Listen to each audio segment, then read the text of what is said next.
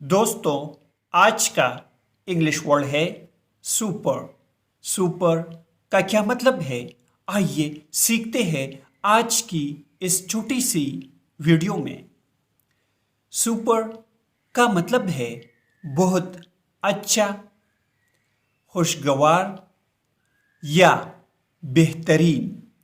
आइए इस वर्ड को सेंटेंस में इस्तेमाल करते हैं।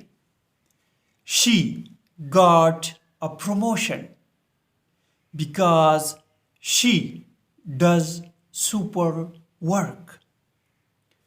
प्रमोशन का लफ्जी मतलब है तरक्की।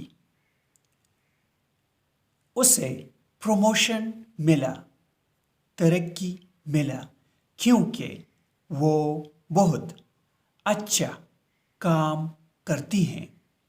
व्यूअर्स, वीडियो को लाइक और शेयर ज़रूर